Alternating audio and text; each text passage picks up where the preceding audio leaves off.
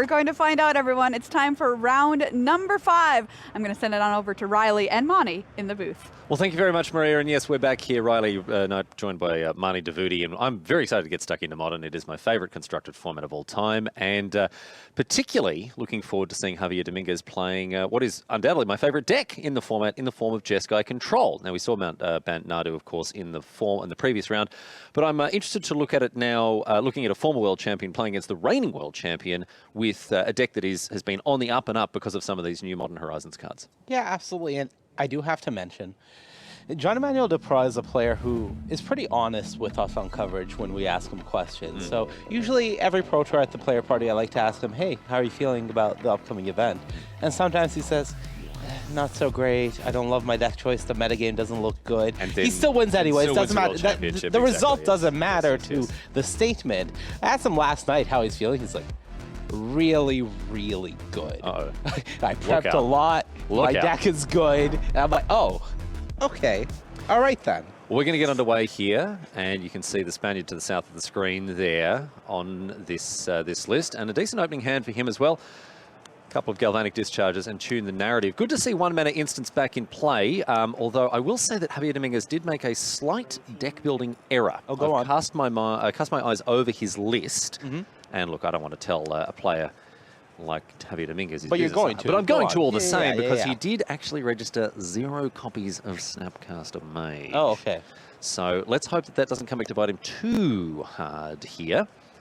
No, in all seriousness, some people are playing Snip Snap, and I am so pleased to see one of my all-time favorite cards. And some people are winning. And there is a direct... If that Venn diagram is a circle. No. Thank you very much. 2 separate circles. Thank you very much. No, there it is. Snapcaster Mage, another old invitational card. Tiago Chan's card, of course, printed in Innistrad. And it's good to see some old favourites from Modern making a little cameo appearance in some decks. However, not in Javier Dominguez's list. He's playing a lot of new cards. However, Flage, of course, the walking, talking lightning helix. But the card I really want to drill down on here is Wrath of the Skies. This is a critical piece of these new Jeskai control decks, Marnie, and it plays a really, really important role as a broad answer to the very diverse threats that Modern will throw at it.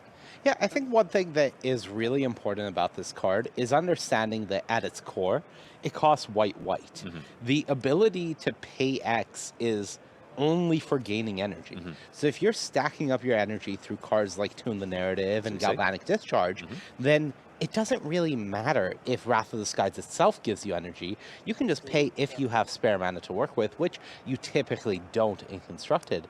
The rest of the time, you're just trying to have this 2-mana board wipe that deals with all sorts of problem permanents, getting rid of both the Shuko and the Nadu, for example, means that the rebuild from the future turns are going to be harder. The fact that it also hits Urza's Saga while it's in land enchantment form, absolutely huge for this deck's ability to stop the Nadu deck from doing its thing. There's a couple of other reasons that this card really is the real deal. Of course, as you mentioned, a lot of it is to do with the fact that it can be deployed early to get rid of cheap cards or cards that don't even cost mana. As you say, the Urza Saga, someone's playing Amulet, you know, it clears. Or if someone just curves out with a bunch of 1-drops and you're on the draw on turn 2, you play a second land, they've got 3 lands and 3 creatures, you can destroy them all. But the other really important thing is on turn 4, it's not a 4-mana sweeper. It's a 2-mana sweeper that leaves you counterspell, right? So you can counter, leave up mana for counterspell, so you can counter their threat that they used to try to rebuild. Exactly. And one thing I will say about Javier and his Jeskai deck that he has here, I am in the Team Handshake testing Discord. I typically like to watch their testing process and see the conclusions that they come to. And about a week ago, the Team Handshake Discord had the gauntlets that they wanted to test, and then it had Modern top decks. And these are the decks that the team is considering playing. And those top decks were Bant Nadu and Mono Black Necro. And then I went to sleep on a Sunday evening. I woke up on a Monday morning, and it was Bant Nadu and Jeskai Control, and Mono Black Necro was nowhere to be found. Wow. So something happened overnight. Well, the testing did. Well, something happened overnight, and I asked the team, hey, what's going on? And they're like, Javier cooked. I'm like, what do you mean Javier cooked? They're like, ask Javier. And I'm like, Javier, did you cook? He's like, I'm a bit of a chef, Yeah. you could say. Oh, he certainly is. Yeah, so this Jeskai control deck that some members of Team Magic are playing is a direct result of a apparently one-night cooking spree that Javier went on and came out with this, and so far so good for him. And yet, no snap customations. A terrible thing.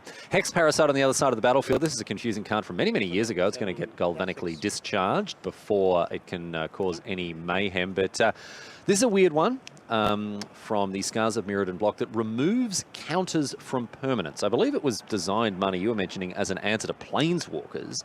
But talk us through some of the ways, some of the uses for this Hex Parasite, even though, as we see the One Ring come down now, it's not actually going to play much of a role in this game. Still an interesting inclusion in these Nadu decks. Yeah, there's a lot of cool things that happen with counters in the modern format. And Hex Parasite is one way to interact with some things that you normally wouldn't be able to interact with. For example, removing counters from the One Ring, so they're not able to build up that incredible amount of advantage. Removing counters from an Urza Saga to not let it ever get to the point where it's flipping. And at its core, if you remove all the cool counter shenanigans from it, what Hex Parasite can do is for 2 life, it allows you to target stuff that you own for Nadu. So in its worst form, it's still an enabler for your combo if you don't have a Shuko in play, for example. Very, very painful Shuko. Yes, but it also does a lot more than that. 15. Yeah, I had a look at that. I was like, whoa, what is this card even doing in the format? But then, yeah, as you pointed out, it's actually got a lot of uses here. As we see the One Ring tick up to 2 now. Javier's drawing a ton of cards, and his hand looks pretty good. He's got a Teferi hanging out in there, some interaction as well. And I saw another Galvanic Discharge. Tune the narrative. And it's interesting to see a classic card like Lightning Bolt, fall off in the face of this new Galvanic Discharge. Yeah, it's just the ability to go face. It's so irrelevant for Lightning Bolt in the modern state of Jeskai control that having a card that enables your Wrath so well and is also more flexible in terms of options. If you have banked up energy, being able to do more than 3 damage just results in a package that is really just better than Lightning Bolt. Terrible thing to say. Yeah, as Terrible as thing, awful as it that is feels to say. Yeah, I know. It's just, But I mean, Riley, I like to say that we are now in Modern 4.0. right. You know, we had the start of Modern, Yeah. and then with each Modern Horizons set that comes out, we are in a new new era Modern, of Modern, right? yeah, And I see. we do see that play out in entirely drastically new decks taking shape each time a Modern Horizons set comes out. And really, this does feel like Modern 4.0, where we see some decks cut to Fairy, and we see Lightning Bolt being a thing of the past for control decks because an energy removal spell is suddenly the top of the game. And it's fascinating to see cards like Ragavan, right, which was a killer. Broken. Like, Should have been so banned. good. Banned in Legacy. Ban It's it. so good. Ban it last year. And now 3 years ago, they yeah, said. And now who's playing Ragavans? Find me the monkey. Yeah. All right, we're going to see Teferi bounce one of those constructs there. Takes care of that and draws a card. I think he drew a Lorien Revealed. Yeah, I believe his hand is a Lorien Revealed, a duplicate One Ring, as well as another Tune the Narrative and Galvanic Discharge. So quite a lot of action for Javier. And we're going to see Jean-Emmnuel Depraz make a copy of the construct with the Nantuko here. Yeah, the bestowed Nantuko is incredibly strong, just being able to pay that mana and get a copy of the creature that it is bestowed upon rather than just making a 1/1. So- Of course, the mana is optional, so you could just get a 1/1 anyways. So what was the reason there for Javier not bouncing the Enchantrified construct? I believe it is a nod to wanting to keep his Teferi alive. So what he's saying is, if I bounce the Enchanted Construct, then Jean-Emmnuel Depraz will have a Construct and a Spring Card Nantuko, which means that's 2 attackers coming at his Teferi. Right now with the Galvanic Discharge, he still had a removal spell to protect the Teferi from 1 attacker, and I think he has deemed that he is able to beat the enchanted construct, but he doesn't want to lose his Teferi in the process. Right, so if he had bounced the other construct, he would have been left with the Nantuko behind, which then would have been able to attack. 2 attackers means that they beat 1 removal spell, others, yes. and the Teferi would go down. Yep. So even if that does represent a little bit of a loss of board position here, as the constructs are obviously a lot better than those insect tokens. Ooh, here's a nice one for our good friend Javier. Minamo's School at Water's Edge. Untap target legendary permanent. So if that Teferi ever gets tapped down by something, Gonna be undead. not a problem. I think the only reason to put Minamo in this deck is actually to give Flage Vigilance. I think Very true. that's the reason. Oh, the one ring. Not that one. No, not that one? Take that one take off. it off. Get it off the street. Get it off the street. We don't talk about that Not one. relevant. Yeah. No, of course, Minamo is included as a one-of because of its combination with the One Ring. The fact that you can tap and then untap and then tap it again to draw cards without any extra life payment on the way. No extra life payment? No extra life payment. No. They really do. If only the Dark Lord Sauron had access to the School at Water's Edge, we would all be speaking the Black speech right now. Fortunately, he was kept away. Luckily, he was kept away Minamo. from Minamo, yes. All right. Yeah. I'm sure the people at Giliath were, maybe hoping that there was a different outcome, but you take the wins where you can get them. Riley, we're in Amsterdam, not Barcelona. I just want to confirm. You know that? Yeah. Okay, just checking. But the Lord of the Rings lives on. It lives on in our hearts. Just checking. All right. What do we got here? Wrath of the Sky is a really nice one for Javier here. It's going to clean up all of these construct tokens once he decides to deploy it. But Riley, Wrath of the Skies is a sorcery. Well, now here's something really interesting that, quite honestly, we can have a gag about this, Marnie, but I bet there is a non-zero percentage of the viewing audience right now that forget that Teferi's +1 actually has text. Wait, it's not just get a counter? It's not just add 1 loyalty blank. Right. Until your next turn, you may cast sorcery spells as though they had flash. It very, very rarely comes up, right? But in this situation, Javier Dominguez is going to be able to make get an enormous amount of value off of this +1. Man, imagine giving a 3-mana Planeswalker 3 relevant abilities. Well, they didn't. They gave it 2 relevant abilities and 1 extremely sometimes food. I see. Okay. Yeah. All right. Just checking. Yeah. All right.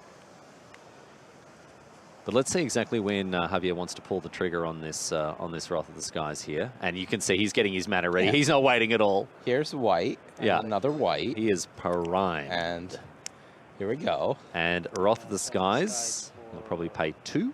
I would guess that he is going...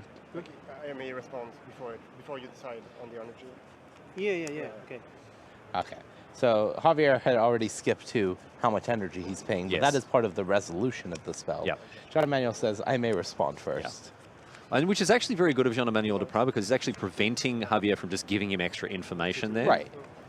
This is like the time, you'd play a Vendilion click and the opponent would sort of like automatically put their hand down. Are you Like, me? Many times you just want to actually... Who are you targeting? Yeah, well, sometimes you actually did, right? You wanted to cycle away a dead Right. card. So it was very sporting of Jean-Emmnuel there to make sure that Javier didn't give anything away. Not that there was anything particularly to give away there. And a nice clean board now for Javier, which is exactly what you want, showcasing the power of Wrath of the Skies. The fact that it was cast at instant speed was very nice, but didn't really make a difference at the end of the day. Jean-Emmnuel Depraz, his board thoroughly reset by the power of this new sweeper. Yeah, I think we are just seeing why it is considered to be a positive matchup for Jeskai control against Bant. A lot of people think that it might be, the worst matchup for Nadu might be this Jeskai control deck in the format. So the Jeskai decks are in a pretty decent spot. They also just have very few bad matchups themselves. I believe there was some theory crafting that their only bad matchup might be Eldrazi Tron, but the weekend is long. That is yet to be proven, so we'll see how things go along. So Javier here with the Galvanic Discharge killing the Endurance after having drawn 4 extra cards thanks to the Minamo. Now 5. He is down at 6, so he'll have to deploy this new One Ring or perhaps bounce it to his hand he can't do that with the Teferi on 2. But he does need to answer his own ring here, which I imagine we're going to see. There it is. Bye-bye. Because that life total is a little precarious. And now Javier will move to discard. He has 10,000 cards in hand. And there's a Flage, so I think we're going to see a Flage hit the graveyard and get escape next turn. So he's discarding 6 cards discarding 6 cards to hand size, and we don't have perfect information as to what it is. Oh, no, we do. It's just 2 blue counters, cards. 2 counter spells, Yeah. 3 force negations, Yeah. 1 subtlety, and a Lorien revealed. Yeah, Alone revealed that he didn't cycle away last turn, I believe, because he wants to keep extra blue cards in hand. For those many force negations. Yes. So Javier is just living the dream right now. Grip full of counter spells, the opponent with an empty board, and Jean-Emmnuel Depraz, I was going to say he doesn't know. He knows it. Yeah. The game is over. Hey, he has birds. Yeah, and he can put them straight in the bin. But he had birds. The bin chicken here going straight to where it belongs. Javier just immediately pulls that flage to the top of his graveyard as he's countering. And still, the greedy boy hasn't had enough because he draws another card off the One Ring. That's going to cost him 1 life here. I mean, you're about to start recouping life in quantities of 3. I suppose it's worth every penny, isn't it? All right, so we're going to have Flage come down. I have not made land yet, and I have not used this I- yet. 16 to Lightning Helix, target you. Plus this. And Teferi goes up to 4. Okay. Javier is playing very fast because this matchup can get quite grindy, and this is game 1. But you see him saying, "I've not played my land yet, and I have not used Teferi yet," Yep. as he's resolving play, just No, I think continuing to make sure the state of the game is very much kept clear. So I'm very interested to see if we see Minamo here again. All right, here's a Shuko. I don't believe we will, because I believe we are going to see Javier use his mana for countering things. Okay, and there's another bird here. And once again, chicken sent to the bin as Nadu number 2 is countered. Not 2, you could say. Yes, 15. Well, 1 could. I'll go to- one could. You might not. Take 2. I was. No, look, I'll accept it. Yeah, actually, The casting I go pair to- of Riley I go might for say it. Basic Forest, Yeah, Yeah, that's then it. Impact. you and I, Riley. and now a Summoner's Pact. Negation.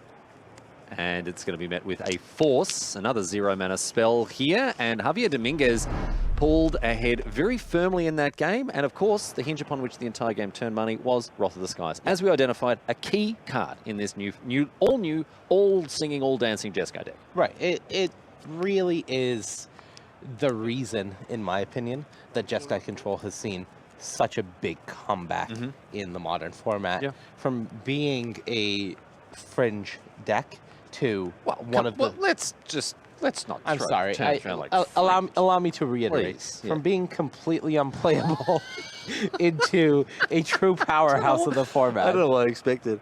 I don't know what I expected. No, I really don't know what I that's my expected. bad. I chose my words I poorly. really don't know what I expected of that. I should My have said apologies. I should have seen that coming a mile away. Yeah, no, thank you for that, Marty. For those who don't know, I've been doggedly playing Jeskai Control for as long as I can remember in Modern, when I don't take a brief break to play a bit of Scape Shift when I want to take a week off. But, you know, it comes and goes, waxes and wanes. Our fortunes ebb and recede, you know. Yeah. Yeah, our time has come. Jeskai players around the world rejoice. Yeah, sure. Yeah, Definitely. and that's what we're doing. Javier Dominguez flying the flag for I'm all of with us. you. I've picked a Jeskai Control player to win this tournament. Yeah, you So- picked Javi. I did not. No, you didn't. No. Oh, Gregory Orange. Gregory Orange. Gregory Orange is your tip. Did you know Go on. the color of the Netherlands is orange? Yes, Australia is one of those countries as well, just like the Netherlands, whose national sporting colours have nothing to do with our flag colours. Right. Yeah, Yeah. we play in green and gold. But Marnie, would you like to know why the colour of the Netherlands is orange? Mr. Historian, it is because of the Dutch royal family. Yes, indeed. Yeah. Yes, indeed. William of Orange, or as we call him in English, William the Silent. Old Different. Billy boy? Oh, I don't think they ever called him that. But a different William of Orange to the one in English history, who is, of course, the other half of the William and Mary, the Protestant kings and king and queen that were brought over to prevent the scourge of Catholicism from infecting Anglican Britain. Anyway, we move on. There is a game of Magic being played, believe it or not. Where? Right in front of our eyes, as we see now, the Sun Cleanser come down for Jean-Emmnuel Depraz. This is out of the sideboard, and this card is a very important one in this format. Removing counters. Yep. And acting as a little bit of a roadblock, I would say, to many of the prevalent strategies in today's format. Yeah, because Sun Cleanser, you get to choose one, but most of the time, you are choosing that your opponent loses all of their energy and will not be getting any more energy for as long as Sun Cleanser is in play. And it is a very powerful tool against this Jeskai control deck when they've opted not for all of their removal, but for a decent amount of their removal, the Galvanic discharge, yep. as well as the Wrath of the Skies, to require energy to do anything. And this is why you play... No, it has 4 toughness. Never mind. Can't play Lightning Bolt. So close. This is why you play 2 Lightning Bolts. And this is why Javier has 1 Supreme Verdict and some Dress Downs in his deck. Yep. Yep, definitely. All right, Counterspell is going to take care of Jean-Emmnuel Depraz to Fairy, but we will see Shuko. And Hex Parasite, also another card like Sun Cleanser that is looking to remove counters, although very important to note that the Parasite cannot remove counters from a player. Correct. So it is very good against the One Ring. It is not so good against energy. And with the Jeskai control deck in the current modern format being entirely energy-based, as well as, some Boros energy decks floating around, quite powerful to have access to this Sun Cleanser. We do see some builds of Nadu playing the Sun Cleanser in the main deck, while others, like Jean-Emmnuel Depraz, does have it in the sideboard. I'm worried here. Honestly, I'm worried as we see Nadu hit the battlefield as well. With I think we might be done. Shuko. I'm very worried because... There's a Summoner's Pact in JED's hands, so I believe that it would take a lot of missing for JED not to find a green source here and just Summoner's Pact for the Springheart Nantuku and win the game. So here we're seeing, for those just following along at home, we're seeing the 0, 1, and 2. The way that the Jean-Emmnuel Depraz is moving his cards across is showing how many times the Nadu ability has triggered on these creatures. So you can see already 4 cards. But let's say that Jean-Emmnuel Depraz, let's say that his brain leaked out his ears and he forgot to equip the Shuko onto the Nadu. Very, very unlikely, right? But let's take that as read. Dominguez doesn't really have a great way out of this. That's it. We're done. He doesn't have a great way out of this, even if, right? This is the power of the Sun Cleanser here. It would be very, very difficult for Javi to get back into this outside of something like a Supreme Verdict. But you say we're done, Marnie, so walk us through what we're looking at. Okay, well, our hand tracker had in Jean-Emmnuel Depraz's hand, the one unknown card is a Summoner's Pact. Yes. And the only thing really missing at this point is the ability for Jean-Emmnuel Depraz to make more creatures. So by going Wall of Roots here, that's a creature that makes more green mana. Summoner's Pact gets the Springheart Nantuku. Yep. Now every land that JED hits is going to create a new 1/1. That new 1/1 is 2 new targets, and that will continue going on and on. So Jean-Emmnuel Depraz is very close to a loop, and this is why. And here, Jean-Emmnuel Depraz is just offering up the information to Javi to just to save some time. Say, this is how I sideboarded. I'm going to draw my deck essentially. I'm odds on to be able to do that.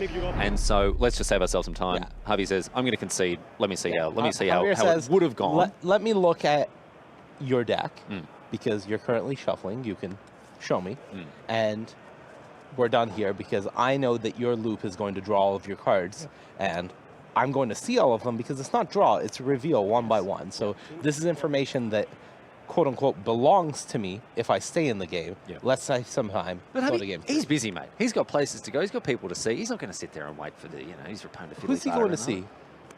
I don't know. There's really good. Did you go to the chip place? I did. They're very, very, very good. Yeah. They know their way around a fry over here in the Netherlands. I'll tell you that. That is very true. That's very, very true. So he's going to go see them.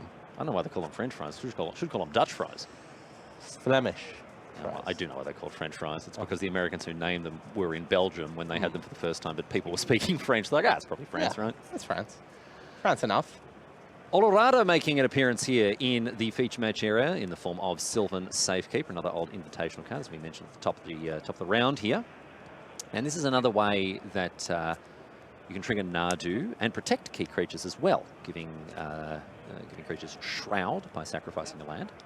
And don't even begin talking about the different loops that it enables by sacrificing all your lands. Well, we'll get to that later. Don't worry about it. I'm very, very pleased that that's your job. Yeah, you're so excited.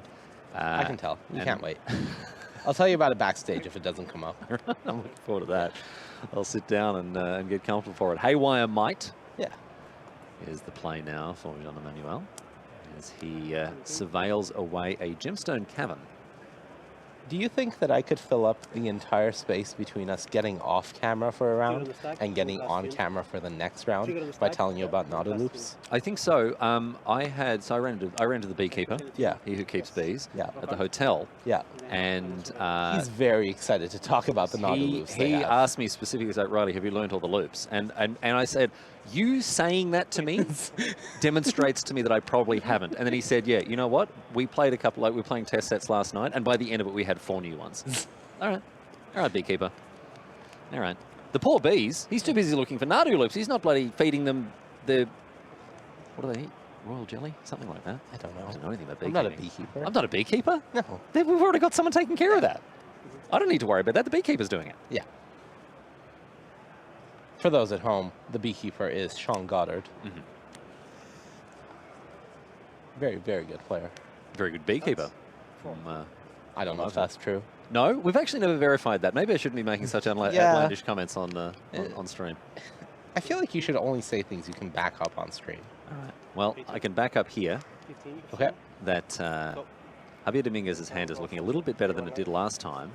But this Court of Calling is something that I think Javier's going to have to respond to. 19, right? You don't think he wants to let JD have a Sun Cleanser again? I don't think so. He's also got double counterspell but a planes out, which is a little awkward. And this is the power of instant speed threats like Court of Calling, because Javier here, if he taps down for the counterspell, which I think he just has to do. Yes, it's basically mandatory. We are going to see Jean-Emmnuel Depraz untap and be able to do essentially whatever he likes, because he knows that he's not going to get countered this turn. Yeah, and whatever he wants in this current situation might just be Teferi Time Raveler, and that's a good one. A bit of an issue. That's a real good one when you're facing off against a control deck. It's going to turn off most of the interaction in Javier's hand. And really, really importantly, for multiple reasons, Wrath of the Skies doesn't hit Planeswalkers. Most of the time, that's great, because you're the one with the Wrath of the Skies playing Planeswalkers. But in this situation, it's not the planar cleansing you're hoping for. It's not going to destroy that opposing Teferi. Right. Galvanic Discharge, fortunately, does hit Planeswalkers. Yes. So Javier does have that going for him, but unfortunately, he will have to untap, and it will cost him all of his energy right now. He does have 2 energy, so it will cost all of the energy available to him just to get the Teferi off the board. And we're going to see that. However, the really critical thing here is 1 mana. Just 1 mana, a nice clean answer to the Teferi. And that is going to be super important, because it means that Javier, rather than having to tap down to a low amount of mana, is going to be able to keep up Counterspell, keep up Dress down. But again, a little constricted when it comes to blue mana. Yeah, still only on 13, 17. Yeah, 17. those 2 counter spells and 3 blue sources available to him untapped. So a little precarious, but Jean-Emmnuel Depraz's hand is thinning down slowly. It's actually quite a number of... There are 3 lands, 4 lands in this deck that don't cast Counterspell. That's a lot. That's actually... That is a lot of lands. In a 22-land deck, Yeah. that's a lot of lands. Look, fetch lands are miracle workers. Yeah. In this case, however, I don't know. I'd be looking at that with a little bit of concern. Are you doubting the chef? I don't have any copies of Snapcaster Mage, so I don't know, man. Frank, if you can hear us, can you tell us about the numbers next round at the desk? Yeah, we're going to find out. Are they We're going good? to find out. Yeah. Fine. Fine. Go for Parlor trigger. All right, a Surveil land here for Dominguez, who's going to be able to surveil. You know what that doesn't cast? That doesn't cast Counterspell. Doesn't cast Archmage's Charm. So according to Frank's last update, Okay. right, with his mana base, his legendarily famous mana base Okay. articles, you need 21 sources, Yep.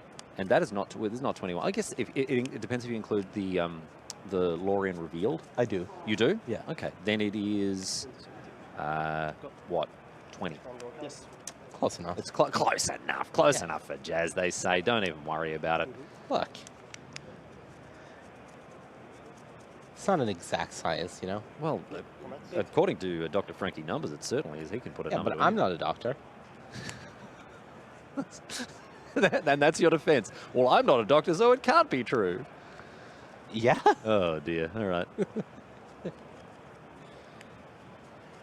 All right, Jean-Emmnuel Depraz, sitting on the key cards that he has in this matchup, just has to find a way to successfully deploy them. Nadu Winged Wisdom, Summoner's Pact in hand, does need something like a Shuka or a way to target his creatures. He has one. It's just very, very costly. Yes, sacrificing lands. Yeah. Yeah.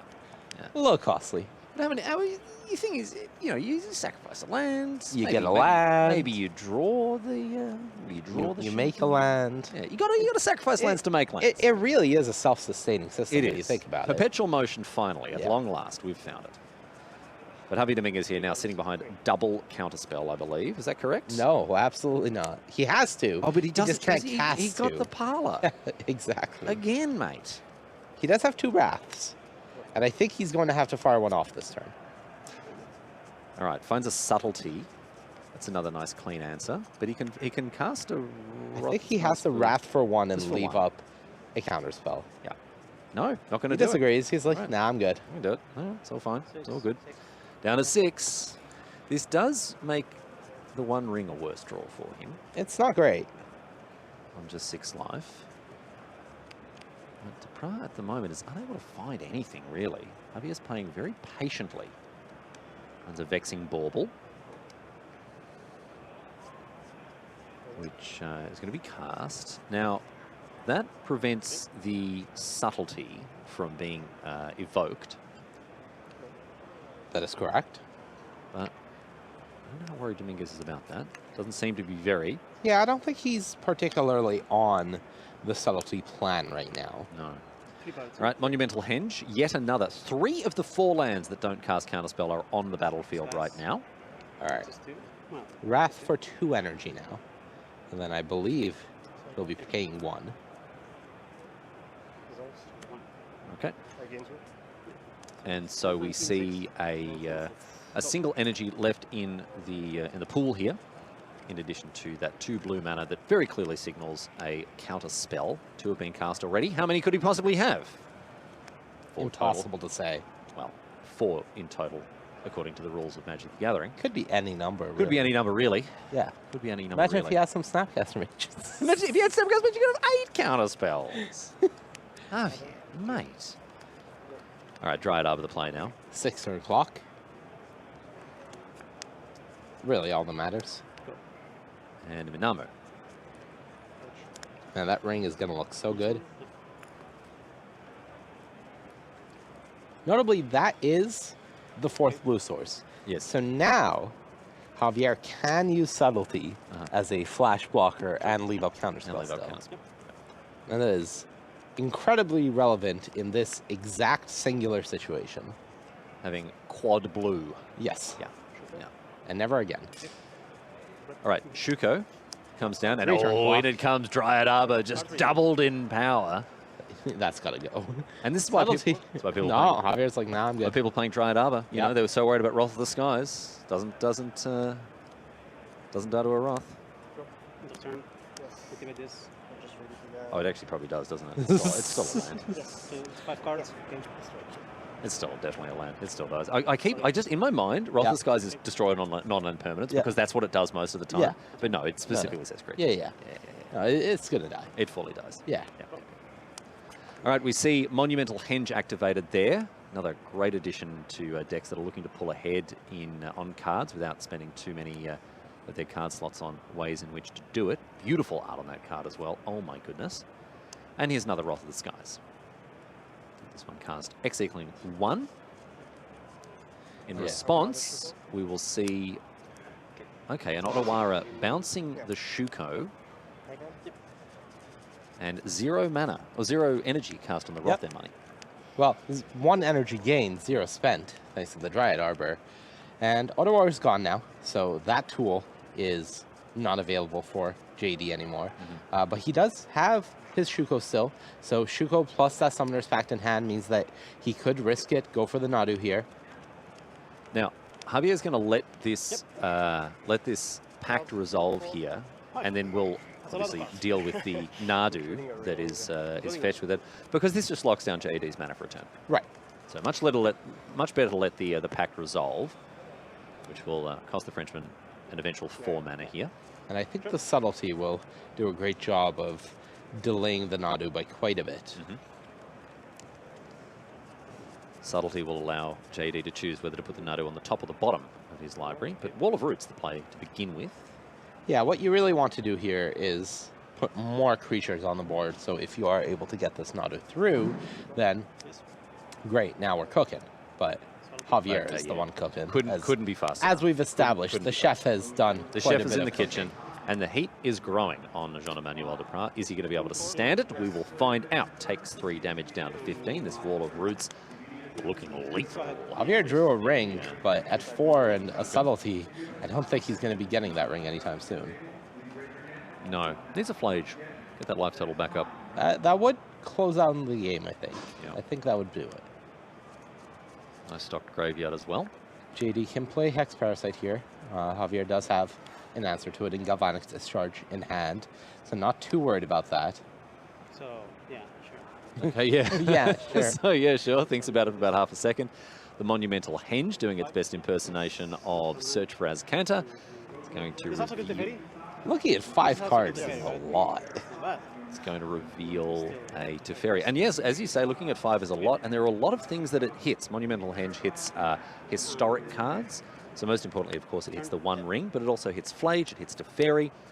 I don't think there are any artifacts or anything that it can hit, but it can even hit something like a Minamo if you're lucky enough. Yeah. So, 15, 4. And there's stuff out of the sideboard, something like a Soul Guide Lantern. True. True. And there's a Flage. I believe we are done here. Yep, that should be enough here. The size of this threat, the fact that it can come down, deal with the parasite, buffer the life total, then come back as a threat in opposing turns. And for all the carrying on you and I were doing about the fact that, well, I say you, all the carrying on that I was doing about the lack of blue sources, now we've got Minamo, which doesn't flash back the Flage. Yeah. You know, you really have to be a chef to design a mana base like this. Okay. So, Dress Down comes down, I think, in response to the Nadu, which will remove all of the abilities from the bin chicken. Yeah, it is only until the end of turn, then it's going to go down. But that is enough time for Javier to buy for Nadu Shuko to not do its thing in this position. Yeah. Still there. And while it's still there, he is going to just get rid of the Nadu, so he doesn't have to worry about giving JD any extra cards. Because as soon as the Dress Down leaves, if Yes. you were to cast the Discharge, you'd be getting your opponent an extra card. So no need to do that. The Dress Down acting as a nice, neat answer there. And as a result, 3, yeah. he's able to continue his onslaught. He seems to be a little bit worried about what Depraz might have in his. I think he's just trying to look at what the outs are. It's not what's in the graveyard. Yeah. It's what the number of draws are. That's what isn't. Yeah, it's how many Nadus are gone, how much mana should I leave up? Do I flashback Flage this turn, or do I leave up counterspell plus subtlety and I play a Teferi here? And all of that is the considerations here. And I think it makes more sense to just play Teferi, flash in another subtlety on the end step. That's 6 damage, Yeah. and then the Flage will be lethal. And that feels like it's pretty close to impossible. You know, never say never, but pretty close to impossible for JET to come back from that spot. Closes the greatest number of doors here. So Jean-Emmnuel is back against the wall. He could be picking up his first loss of the tournament here to the former world champion, Javier Dominguez, winner in 2018. Jean-Emmnuel, of course, our defending world champion last year in Vegas. Former world champion, current chef. Yes, former world champion, current head chef. But eyeing off, I would imagine eyeing off that world championship title. We've had multiple world championship winners, of course, in the past. Shahar Shenhar doing it a couple of years ago, 10 years ago. Yep. The back-to-back. The back-to-back as well, which was obviously a very impressive achievement for Javier was, you know, close to back-to-back, but kind of impossible. He got second, and then came back the next year and won. Do one better. So, you know, had to one-up himself after losing to our own William Huey Jensen. Huey Jensen. In that one. Yes, indeed. In Boston. That was an incredible tournament, that one. That was a good one. Yep. Huey making an incredibly deep run with his Teamer Energy deck. Remember that very, very fondly indeed. The deepest run, in fact.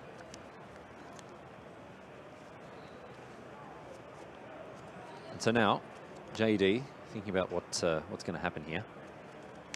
Not in a good way. Yeah. It's... And you can see Javier there with the Flage ready to go. Yeah. Locked and loaded. Activate and target parasite. And so now Okay. this is Parasite. perhaps another reason Shifting that woodland. we were seeing The graveyard being eyed. examined through the graveyard because of this new card, Shifting Woodland. So they Before The same cycle as the Monumental Henge. I'll Bringer activate of Glory. 2 and 2 life. Target Teferi. And Hex Parasite is going to kill the Teferi very neatly. Yep. can. Yeah. To 2. Not too bad. So I do the 3 to 2. No. You're at 2, right? Yeah, I'm at 5. I'm at 5. Yeah. I'm thinking. Okay. So this is gonna resolve it. I'm thinking if I'm taking 5 Hex on for damage. So I'm at 7. You're 5. You're at 5. Yeah. I'm 7. at 7. I will yeah. be at 2. This is a 3-1. Yes. You could be at 7. It's a good play. Yeah. It's a good play, man. Oh, and look at that. A No, very I mean, it is a very good play. an offer of congratulations there from Javier to Jean-Emmnuel. I have the feeling it will not be enough. Yeah, I don't know. Yeah, no, I'll go to 2. I'll go to 2, right? Okay. Yeah, you would go to 2. And just making sure I'm not messing up anything. Yeah, 2 is good. Okay. So 2 to 7. All right, Javier goes to 2, takes the damage from the Shifting Woodland, which was posing as a Hex Parasite there. And now, yeah, immediately escapes the Flage. Yeah, he'll be able to do this quite comfortably, you'd imagine. I will probably kill the wall though. Okay. You can only use once, right? Yeah. So Once per turn, yes. I will go to 5 to 7. And so And I think I'm gonna kill. Yeah. a Lightning Helix targeting the Wall of Roots here, Marty. Yeah, just clamp down on all resources, saying I'm not killing you this turn, so 5. it's fine. Bonus swing. So Javier back at 5, Jean-Emmnuel Depraz down to 4, Yep. Subtlety in Javier's hand, Pass. Flage untapped, counterspell as well, and Jean-Emmnuel gets 1 turn, 1 draw. Boseiju probably not going to get the job done here. No, Boseiju, Urza Saga ticks up, It has to be good. and I don't think Has to be Jean-Emmnuel. good, I don't he think says. Jean-Emmnuel can do anything here. He has his Shifting Woodland, don't forget, that can copy something in the bin, and it can target anything, any permanent card that's in his graveyard. But with that lack of material, the fact that Javier destroyed the Wall of Roots, it meant that Jean-Emmnuel couldn't, for instance, if he drew, say, the Shuko, immediately copy the Nadu, Shuko on Right. that and the wall. So really good containment. Yeah, and I from think Javier Javier Dominguez. bounced a Shuko the previous turn with Teferi, and then counterspelled it on the way down, exactly playing around the woodland, turning into a Nadu, and then being able to do that because he could interact with a creature in the form of Subtlety from the hand, but not the I think Shoko. it's going to amount to anything, but All right, Jean-Emmnuel Depraz wearing his heart in his sleeve here is saying, it's not going to amount to anything, but I will copy. Okay, Vexing Bauble. Is that just to sack draw a it. card? Doesn't find anything. Court of Calling, not enough here for our reigning world champion. And so the victor, Javier Dominguez from Spain, takes out the game and indeed the match, putting Jeskai control through its paces there, Marnie. Love to see the deck in action. And honestly, in game number 2, we just saw Nadu do what it wants to do.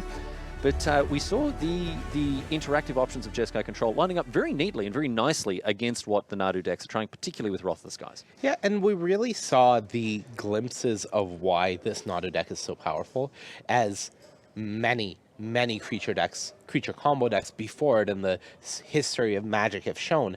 Having a toolbox package that you can go get with cards like Court of Calling can be so powerful. And we saw a single Sun Cleanser just do an incredible amount of work in the second game. So yes, the matchup is somewhat favored for Jeskai control, but it's not like unwinnable for Nadu. It took 1 card, and most of Javier's deck was just shut down entirely. Including, importantly, most of the answers to that card. Exactly. And that is the type of power that we can see from this back Nadu deck that just makes it so scary. All right, well, we've got more Magic coming your way. Let's check in now with Maria, who's going to give us a preview of what's coming up in the pipeline as we continue to explore this modern format. We only need 1 color of mana coming up next in Brent Voss versus David Gonzalez. Brent Voss is playing mono black Nagro, which uses the powerful Nagro dominance to refill its hand, potentially gaining a bunch of life with Shield Dread in the process, or pointing a bunch of soul spikes at the opponent with all those extra cards. David Gonzalez is playing Eldrazi Tron, trying to get up to 7 mana by turn 3, and then you can use Devourer of Destiny or Alles Dust to take out that pesky Necro Dominance. Voss versus Gonzalez is coming up next.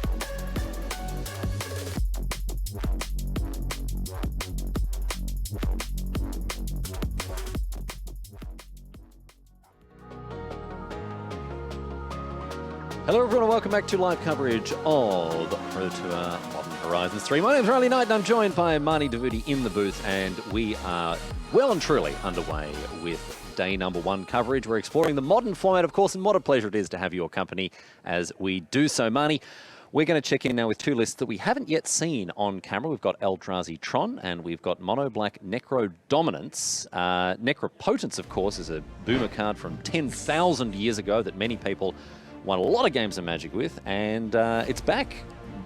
Bigger and better than ever, perhaps? It is back. At the player party yesterday, I asked Willie Ado what he was playing, and he looked at me and was like, come on. I'm like, what do you mean? He's like, Necro. I played with Necropotence. And it really is a card that is one of the old favorites. Willie, a big fan, of course, and it is a very powerful deck. It is capable of some very incredibly bursty lines. So it is one of the decks that we have our eyes on this weekend as being a potential contender. Yes, indeed. For those of you who are familiar with the old Rakdos or Mono Black Grief decks, the Evoke decks that play cards like Grief, or they used to play Fury, of course, before the ban.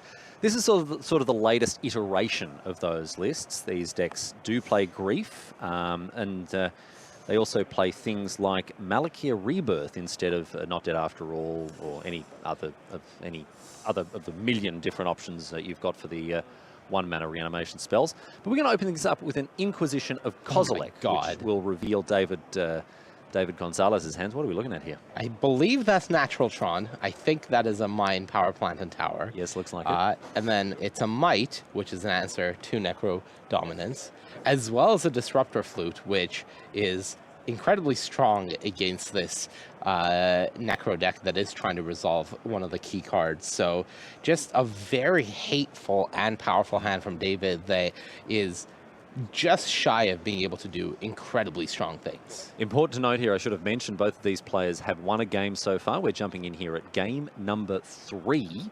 So we are post-sideboard. Not that that has much to do with Disruptor Flute. These are Disruptor Flutes, 2 copies in the main here for David, although 1 copy of the Haywire Might has been brought in from the board. Talk to us about Disruptor Flute. It's a new card from Modern Horizons 3, and we've seen cards like this before, Pithing Needle sort of thing. This one's a little bit different, though. Yeah, this is cool because it is a bit of a play on Pithing Needle, which was maybe not the most flexible card. It did one thing, and it did it really well for 1 mana. But Disruptor Flute is that sort of effect, but more applicable. Being able to go stop things with activated abilities, or just make anything cost 3 more, means that you can main deck this card with more peace of mind here.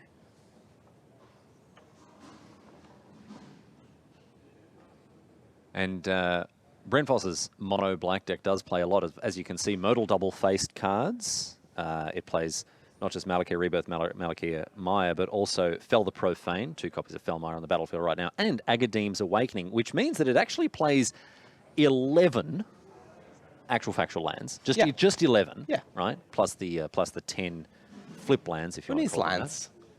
that. Who needs lands? Well, the reason, Marnie, that it plays these flip lands is because what you can do with Necrodominance is draw a ton of cards, and then before you have to discard, you can use things like Soul Spike to exile black cards or what would otherwise be lands in order to cast it for free. And this is a very cool new combo available to the deck. So you can evoke Grief, look at your opponent's hand, take a card, and then sacrifice Grief to Flare of Malice and use that to gain value from the evoked creature. So in this case, Brent was able to use the Flare to get rid of the Might after checking that the hand is clear from David. Clearly, the Flute is not naming Necrodominance. No. And here we go. And I don't even know. I think Brent didn't even announce how many cards he was drawing. He just picked up a handful and was like, how many is this? Yeah, that's fine. Yeah, that's good. 5, 10. Yeah. So we'll have to discard the hand size, of course, because the new Necro 2.0, does say that your maximum hand size is 5. But that's not too much of an option when you can draw as many cards as you want, essentially. Especially in a matchup like this where your life total largely irrelevant. Right. And I do see in Brent's hand a copy of Soul Spike. I believe there is also a Phyrexian Tower, as well as an Orcish Bowmasters, a Shieldred, and a copy of the One Ring. And really, really important to note here, because Soul Spike looks like a bit of a bad card, right? It's a weirdly expensive lightning helix, essentially. But not only can it be cast for free, the secret subtext of this card isn't deal 4 damage, gain 4 life. It's actually deal 4 damage, draw 4 cards. Yes. I asked a handful of Necro players yesterday, what's the right number of cards to draw? And they're like, well, it depends on this situation, that situation. And there were 2 things that they said definitively. If you have Shieldred in play, you pay it all. Yes. And this is exactly what's happening here. And if you don't have Shieldred in play, and you have a Soul Spike, you add, some people said 2, some people said 3, you add 2 to 3 to whatever number you were planning on drawing before it. Yep. That is the answer at a surface level. And this is what we've seen here. Brent Voss immediately goes, I'm on 9 life, I'll draw 8, go to 1, gain 16. Yep. And now up to 21 as he continues to draw cards. This Necro Dominance is living up to its name well and truly. What a dominant card in this situation here. It is a very cool card. There's a Saga, I believe. Yeah, I believe that's a construct being made. Yep. As Brent continues deciding what to discard here. Embarrassment of Riches in his hand. There's also March of Otherworldly Light, March of Otherworldly Sorrow, I should say, the black version. Yes. Which is another card that can be cast to gain life by exiling black cards from your hand. Right, and for those wondering what the card named by the Disruptor Flute is, yes, it's Break the Ice, a sideboard card that the Mono Black Necro deck has access to, which destroys target land that makes colorless mana, or you can overload it for 6 and just say goodbye to basically every land the Tron deck controls. Every non-forest, essentially. Correct. Yes. So that's a little fun one that I think at the time David was very scared of with his natural Tron getting disrupted, so wanted to slow that down quite a bit. Unfortunately, now the end result is, of course, Brent has done the Necro thing, and one of David's hate cards that was available for him essentially has done nothing because Brent has not drawn a copy of Break the Ice. Well, remember, Brent opened with a copy of Inquisition of Kozilek, Yep. right? Which I believe took the other disruptor fluid. Correct. So maybe David is looking at that and thinking, okay, well, this is great because I can name these two things, and it doesn't. I don't have to choose, right? Right. I'll do, but then deems that Break the Ice is More important. important. Exactly. And loses on the Necro angle, which happens to be the way that Brent has gone. it is a matter of prioritization ultimately, and this is a situation where the choice went wrong for David.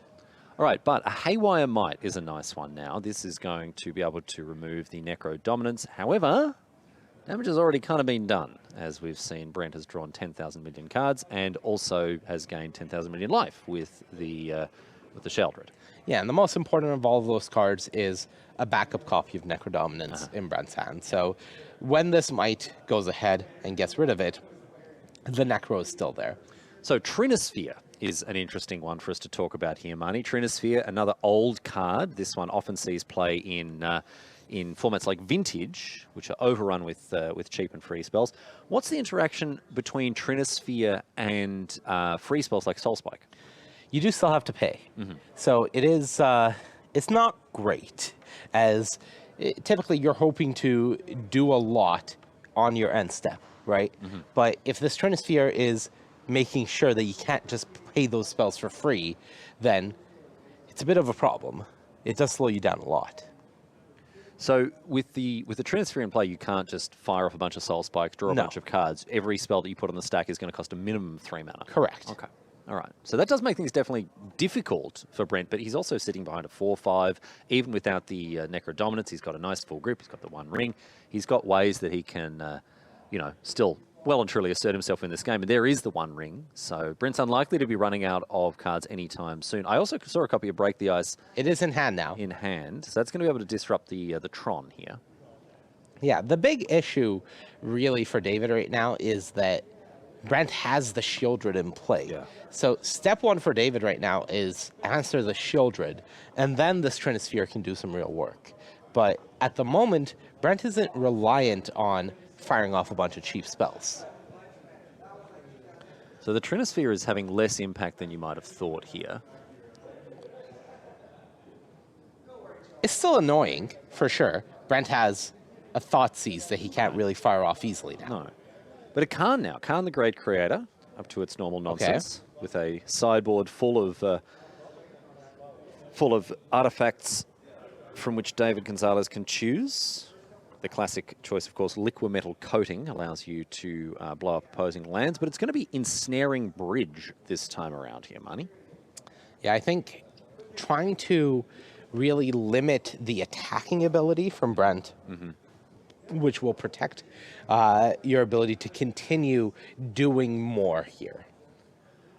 Let's not forget that Sheldred is still a clock, even if It is. even if she never attacks, dinging the opponent every turn for 2. It's not the fastest clock in the world, especially when your opponent's on 16, but it'll get the job done eventually. It will. The only question is, can David do enough with this Karn before that happens? All right, March of Otherworldly Sorrow here.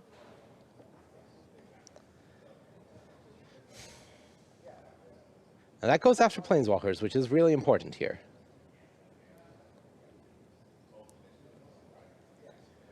Because if that lived, then the next turn David could go, all right, go get my Cityscape Leveler, for example, blow up your Sheldred. Now I'm fully in the dominant position. Things are... now I am the necro-dominant one. But no, as it is, we just see Khan hit the bin with the Sorrow over the March of Sorrow. Talisman the play now for David Gonzalez. And this Sheldred stands uncontested. Yeah, and now Brent has full information. David, in an attempt to have an empty hand, has played out the last land, has played out the Talisman, and is saying that I have no additional cards available to me. I'm living off the top of my deck, and you have free reign to do essentially whatever here. So the Trinosphere is going to be the bottleneck here for Brent in terms of deploying cards. Of which he has, I don't even know, 15 a lot. Looks A like lot. he didn't find a land. No. In the 11 land deck. Weird. Surprising. Unbelievable, really. Yes. Yeah, and I believe Brent needs 1 land to be able to fire off this Break the Ice, because even though it's a 2-mana spell, the Disruptor Flute is already making it cost 5, which means the Trinisphere does not then make it cost 6. Yes. It is okay with it. So 1 more land would allow Brent to break the ice. Now, whether that actually does anything, I do believe I see 2 towers, 2 power plants, and 1 mine, if I'm not mistaken. But as it stands, this is too little too late here. Devourer of Destiny. Good draw. Another huge addition to this new Eldrazi Tron. One of the biggest, flavor. honestly. Well, just the fact that this is a deck that looks, it mulligans really, like, you sit down against an unknown opponent at a non-open deck list, Yeah. right? And they mulligan, oh, you go, oh, I'm sorry, down to 6, but that's fine. 6 is fine. Well, Yeah. game of Magic. Then they go down to 5, and you really start feeling like, oh, that's rough. I'm sorry, yeah. And then they go down to 4, and you're like, oh boy. Who is this hypothetical opponent you're making up that feels bad when their Tron opponent is mulliganing to 4? No. It's an unknown. You don't know, Oh, okay. right? Okay, And that's what I'm saying. You go to 4, and while you're also, outwardly you're saying like, oh, I'm sorry, I'm mulliganing to 4. Okay, so Secretly, it's you're like, not at the Pro Tour where it's an secretly- open deck list No, event. that's right. Secretly, you're Okay. thinking, this is great. I'm loving this. Yeah, They're down yeah, to 4. yeah. Then they mulligan to 3. You're And you're like, you're on Tron. You tricked me. Okay. I felt sorry for you okay. for the mulligans. All right, okay. Awful. And again, just confirming, we're not playing at the Pro Tour level here because This that's is- open deck list. so- Yes. Okay. Yes, that's All what right. I'm saying. So this is all happening at FNM, essentially. Well, there's lots of non-open deck lists. I'm just making sure where it is that you are actively This hypothetical Yeah, situation where it's happening. where Yeah, it's yeah, happening. yeah. Yeah. like Yeah. it just feels relevant to my ability to empathize story. Okay. with the person. Oh boy. All right. Orcish Bowmasters here is going to come down and not going to do a whole lot at the moment. Can ping David for a little bit of life, but as it stands, this ensnaring bridge has brought things to a little bit of a standstill here, Marnie.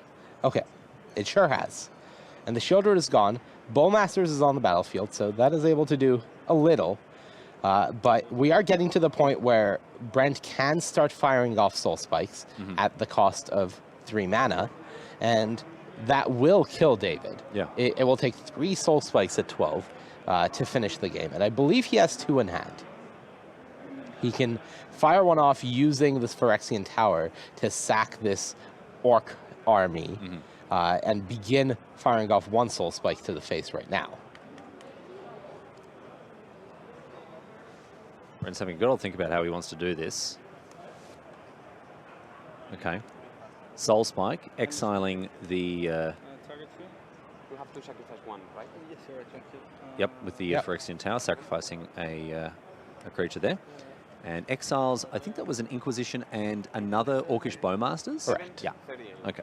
And they're all exiled, by the way, of course, because of the Necro dominance. Yep, you don't get a On the graveyard. battlefield. For this, The exile clause put in there so you can't just, if you for some reason, can live without a life total, you've got an Right. enormously high life total, you could just draw your entire deck, put it all into your graveyard, and Yeah. then probably cobble again to win together a win from there. I can't imagine any way of winning from that position. With a full graveyard? It just feels impossible. And you are the expert at the Magic the Gathering Pro So Tour? they tell me. So they tell you, yeah, Yeah. you're not questioning it. It's one of those things like they keep saying I just it. walked in. They're like, sit in the seat. Please go and sit down. I and don't know start what I'm talking. doing. Oh, dear. Fake it till you make it. And I've been faking it 10 years, my friends. Let me tell you that. All right. Brent, considering how many cards he wants to draw, he's got 38 life, so that certainly isn't the... that's not the pressure valve here. Again, just kind of dealing himself an arbitrary number of them. I'm sure I'll be able to pick up the tab, he says. All right, let's see what he's working with here. I mean, the Necro keeping you Is that- down was- to 5 cards was that- is relevant. How many, was that 20 cards? and then move to this card. No, okay. 18. He drew 18. Only 18. Only 18 cards. Let's keep things in perspectives here, my friend. Did find some lands. I do enjoy how the lands in his deck, the modal double face cards, are pre-flipped. Yes. Look, it takes a lot of effort to just flip them back and forth Who's got the between time? games. Who's got the If they're time? going to be lands, just leave them as lands. lands. Let's face it. Yeah. All right, Brent Voss is stitching together the perfect, I was going to say perfect 7, excuse me, the perfect 5 here from his, from the 30 cards or whatever he drew. Looks like we're at turns as well, so these players are now down to the last, the very last stretch of this game. Brent will be looking to put it beyond any doubt here. And it's back over to him.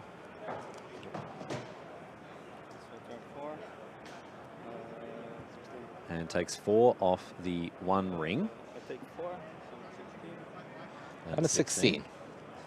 And I think David at this point, the best he can hope for really is a draw. Yes. And Brent just needs to set up a position where he can go land. It doesn't even need a land. He has the Phyrexian Tower and just go Soul Spike you. Was that a Soul Spike boarded out? You remove one? Oh, that might be an issue. Uh-oh. David is like, did you remove one? Uh-oh. Really? If It's the last that is card. the last card. His last card. Yeah, he's able to draw it on the end step. No, so but Marty, let's not undermine the drama. It's He the looks- last he looks through card? his Oh, my entire deck and it's goodness. the last card. Oh, no, I'm so sorry, Brent. Oh, Brent. How will he Voss. ever recover emotionally or financially from this? So, It's the last see. card. how he's going to try to win this. Well, is it the last card? He pointed at it as though it is. Yeah. We don't know. I saw one Soul Spike in the sideboard. I really hope it is the last card. All right. Here's 6 mana. Sacrifice this 7 mana. Soul Spike you. Soul Spike. Oh, Oh, this is Agadames. Agadames Okay. Awakening. All right, okay. That's exiled. All right. Agadames Awakening here. I believe Exa kills 4. Yes. If he's casting it for 7, that'd be correct. So Agadames Awakening. Return from your graveyard to the battlefield any number of target creature cards that have a different converted mana cost X or less. Yeah, well, 4 is Shieldred, and that's it. Yes, I would like Shieldred on the The battlefield. Bowmasters have been... the Bowmasters have already been exiled. Now, this is turn 4, right, of extra turns. So if Brent can't win this turn, I don't think there's a way that David can win on his 5th turn. And so this may be fizzling out into a draw. So obviously that Soul Spike was boarded out here. I understand it if you don't, but I want to. But it's Brent is asking for the concession here, Yes, because saying that I have the Soul Spike there. I've kept enough black cards in my hand. Of course, he in a game you give to win me the next turn. I can, then I have this with yes, the Soul Spike. and then he's asking, can you win the next turn? Yes. Of course, the only issue here is Nah, sorry, draw. That's okay. yeah. looks like it's going to be a draw between these two players. Very unfortunate situation for anyone hoping to preserve that perfect winning record, but very, very sweet to see the Necro Dominance deck do its thing there, Marnie. That was that was a cool one for sure. A deck I'm sure we'll be keeping an eye on as the tournament progresses. A lot of fun to see it in action. Yeah, it is a lot of fun. It is always cool to see massive amounts of cards drawn. We did see some of the hate that the deck can be vulnerable to. Ultimately, that Trinisphere ended up making all of the difference in that game. And we saw the reason that sometimes you just get unlucky. Yeah. Sometimes your last card is the card you need, and that's how the game went. Yep, I'm very unfortunate there for Brent Voss, but we can move on now into another match here. We can jump in and have a look at what's going on between Arne Huschenbeth and Jacob Nagro. Both of these players on Bant Nadu, both of them at 4-0. So let's get underway with what I believe is game number 3 between these two players, squeezing in as much magic as we can per round for your viewing pleasure. And what a pleasure it is for us to have you with us. Thanks so much for hanging out with us. We've got magic coming your way all weekend, and we do hope to have your company throughout the entire tournament. So clear your schedules, my friends, because we've got lots of magic coming your way, modern and draft, and you're not going to want to miss it as we crown another Pro Tour champion on Sunday. Anyway, we get stuck in now. Huschenbeth versus Nagro, the Bant Nadu mirror. And we're opening things up with a delighted halfling, half man, half ling. And here it is on turn 1, the perfect opener here for Jacob. It is the perfect opener. There are some better openers. I would say Arboreal Grazer into Urza Saga is a pretty scary opener from the deck, being able to both get the ramp and the Shuko ability coming out faster.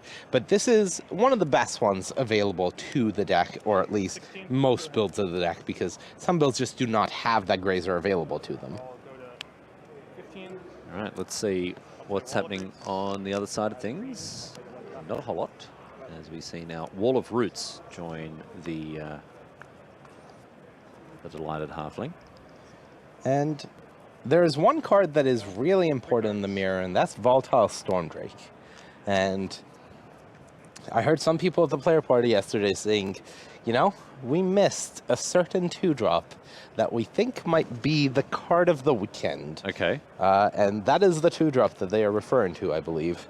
It is here. Yep. And both players do have access to one. Arne in the main deck, I believe Jacob out of the sideboard. But here we are in game 3, so of course it is available for both players now.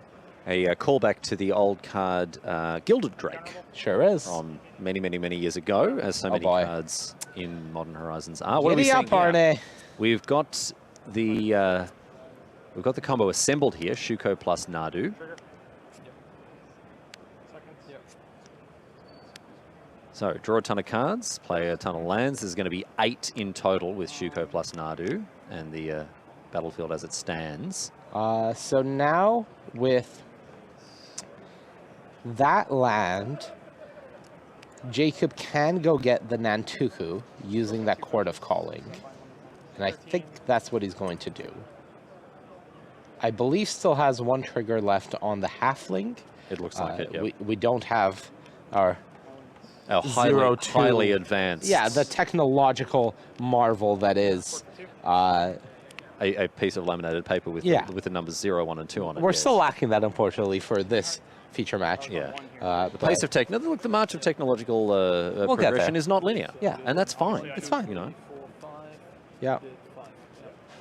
Arne checking, 5 mana was paid for Cord, so a 2-drop was gotten, and Jacob confirming the halfling still has 1 trigger left on it, and a 0.6, and assuming a single land is hit here. No, all right. All right. Well, Endurance, nope, that will die before you can target it, so... Oh, because you can only target at sorcery speed Yeah. with the Shuko. All right, so the I don't want to call it a whiff.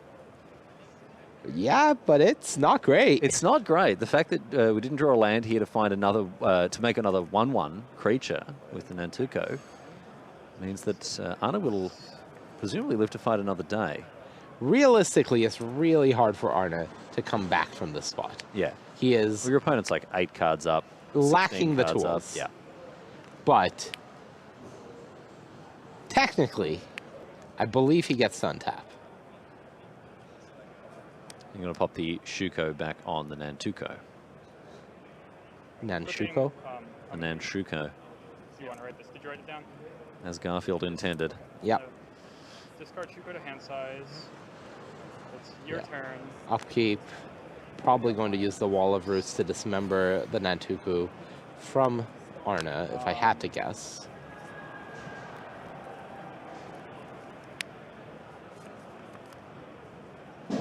Things looking pretty dismal here for the German, as we It's not see great. the Nantuko dismembered. Yeah, that is an unfortunate aspect of this Bant Nadu deck, is if they whiff, but, you know, You don't really they, get punished they for started going off on turn 3 and you're barely trying to get your footing. It doesn't matter if they whiff. What are you going to do? Just do it next turn, says Yeah. Jacob Nagro, and he wins 2 games to 1 there in our final match of the coverage of this round. Marnie, it's been great to have a look into Modern, and I'm very excited that we've got another day and a half, well, 2.5 days left to go of this format. It's my favorite format. We've seen some really sweet decks, some new decks emerging, some other decks that have been updated with new cards from Modern.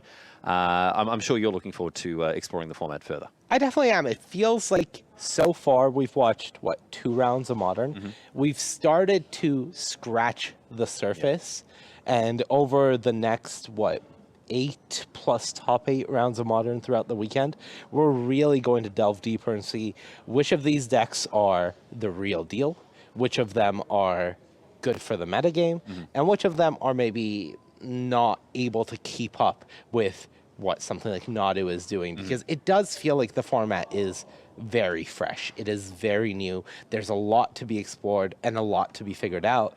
And ultimately, with the impact of some of these cards like Sun Cleanser, these one-off choices that some people are bringing versus not, they may be the ultimate difference for the weekend. Making a huge difference, as we saw in our earlier game between the two former world champions, well, one current reigning world champion, I should say.